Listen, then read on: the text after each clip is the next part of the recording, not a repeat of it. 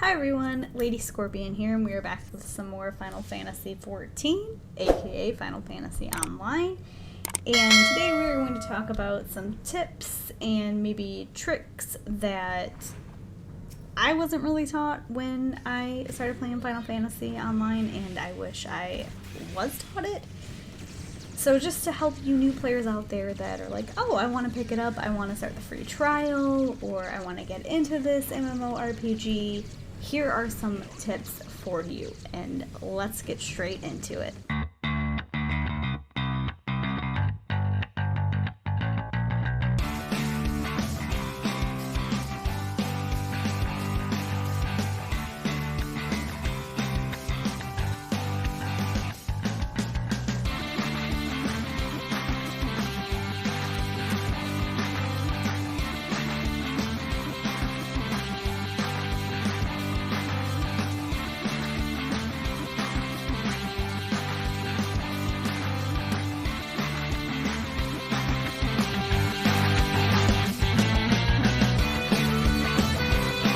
Okay, so you're thinking Final Fantasy XIV. I want to play it. This is my game. It looks good. It looks great. I'm ready to dive right on it. Well, here's some things that you need to know before diving right on in. Make sure when your free trial is done, or when you want to buy the game in general, make sure you buy the right version of the game. Yeah, this may seem like it's a little bit of a no-brainer, but it is possible to overpay for Final Fantasy XIV if you don't buy the correct version of the game. If you accidentally purchase just the base game, then you'll need to buy the expansions as well, which will end up hitting your wallet for more than you need. So if you're playing on PC or PS4, they both have the same version, which is Final Fantasy XIV Online, the Complete Edition. And what that is going to give you is the base game, all of the expansions, including the newest one, which is Shadowbringers, and a month of game time. So make sure if you want to buy everything the game has to offer, get the Final Fantasy XIV Online Complete Edition, because you will be saving some money by doing that. And that's available for PC and PS4. They both have the same edition. Number 2, stick with your class. When you start in Final Fantasy XIV, your starting class isn't the class you're forced to play throughout the entirety of the game. You can simply change anytime that you want just by changing weapons to try out a different class. However, I would recommend that once you grind your first class up a few levels, that you stick with it, as you'll be starting over from level 1 with a new class, and that means choosing your starting class will eventually transition into your job, which is very important. You'll need to first decide if you want to be a tank, a healer, or a DPS. And from there, you can narrow it down to the class you want to roll with for the next couple hundred of hours that you play this game.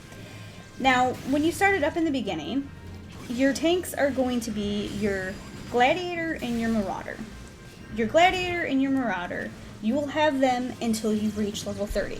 Then once you reach level 30, your Gladiator then turns into a Paladin, and then your Marauder then turns into a Warrior.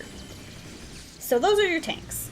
Now if you are more a ranged DPS type of person, you're going to want to go for the Arcanist, which then is going to evolve into Summoner for DPS, or you can go the Scholar route for healing, but if you want ranged DPS, you're going to want to choose Summoner at level 30 with the Arcanist. Then you have Archer, which then at level 30 turns into Bard, and then you have Thaumaturge, which then at level 30 turns into a Black Mage, and those are your ranged DPSs. If you want something more aligned melee DPS, then you're going to want to go with either Lancer, which then turns into Dragoon at level 30, Pugilist, which then turns into Monk at level 30, Rogue, which turns into Ninja at level 30. And those are going to be your melee DPS starter classes. And I do want to add that you need to pick up Rogue and Limsa, because Rogue is not a class that you can choose straight away right off the bat. So when you go to Limsa in one of the starting cities, you can pick Rogue up there. And then Rogue turns, like I said, into Ninja at level 30. Just adding that little tidbit in there. If you want healer, the only option for healer would be Conjurer, which then goes into White Mage at level 30, or you can do Arcanist and go into Scholar instead of Summoner. So if you want a healer and you choose Arcanist, you want to make sure that when you're able to transform that into a job, go for the Scholar if you want to be a healer. And those are your starting classes: tanks, range DPS, melee DPS, and healers. It's also worth noting that the class you choose can affect what city you start in. It's not a huge deal, but you are stuck in that starting city until level 15. So say if you're playing with a friend and they start out in a different city because they chose a different type of class, you guys aren't going to be able to beat up until level 15. But I can tell you, you get to level 15 pretty quickly. It's not that hard to get to level 15. So once you guys hit level 15, you can then group up and just move on from there. So it's not that big of a deal, to be honest. But just keep that in mind if that bugs you and you want to start in the same city as your friend, then you're going to want to make sure that you guys coordinate and you pick a class that will start in the same starting city. Number 3, join a free company as soon as you possibly can. Basically what a free company is in Final Fantasy XIV is it's the same thing as a guild, like in World of Warcraft or any other MMORPGs, Elder Scrolls Online. It's a large group of players who communicate back and forth to each other, and they can play together. There's another benefit, though, that really does help out new players. The free company, you can get a buff that increases the amount of XP you get.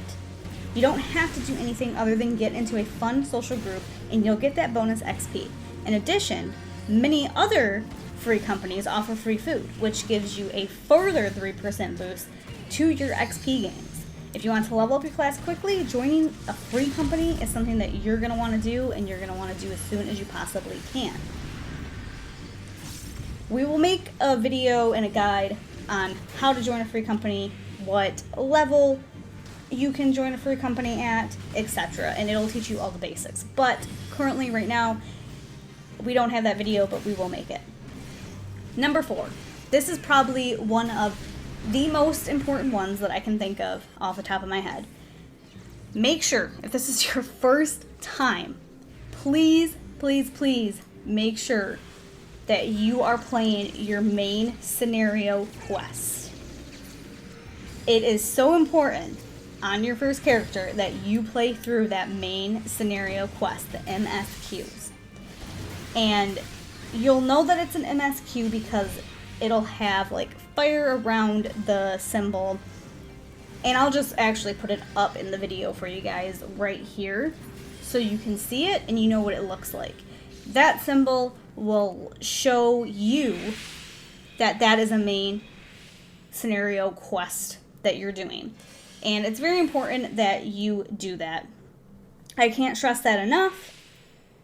Many of the game's most critical features are locked behind the main scenario quest, so you're going to have to go through it at some point.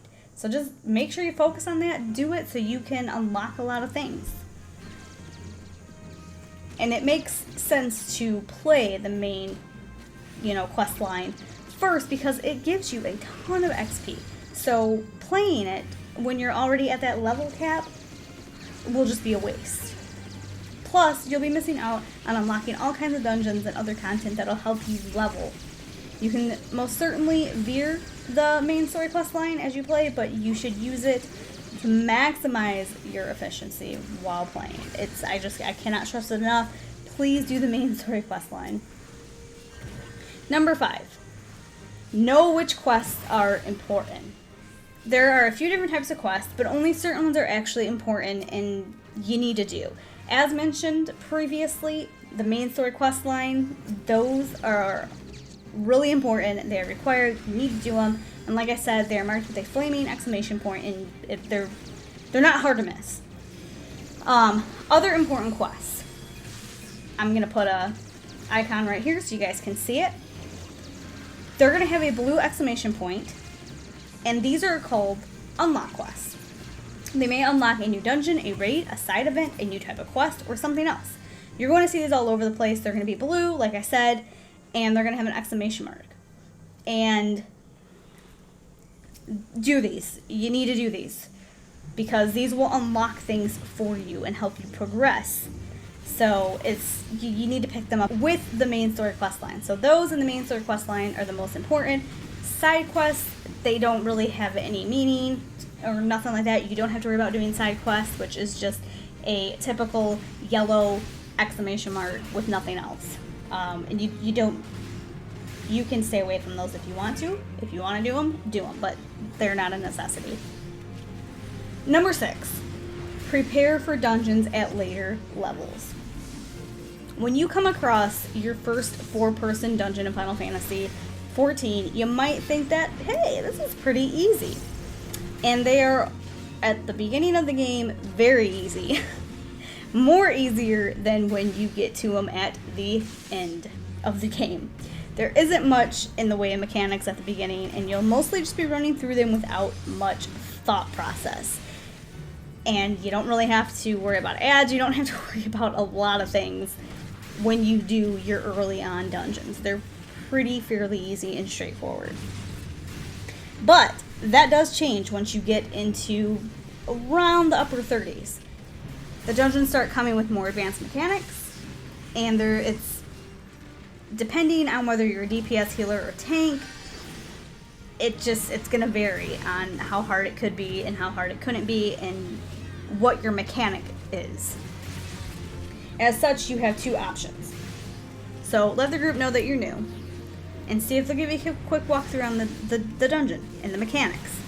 Or before you go into the dungeon head first, you can always look up a YouTube video to help get you through it as a quick guide.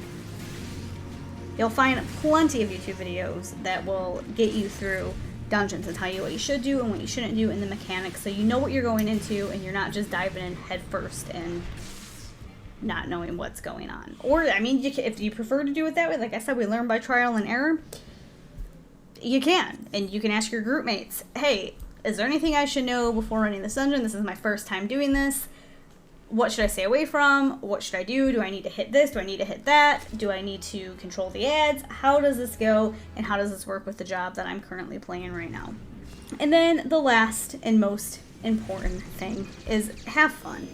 This is probably the most important tip that I could give you guys, or give to any new player to Final Fantasy Online or any other MMO or MMORPG in general, is have fun. Remember, where there's a lot of grinding in these sorts of games, you know, you want to have fun in the end, because if you don't have fun, you're not going to want to play. It's going to feel like it's a tedious job or chore, and you're not going to want to do it.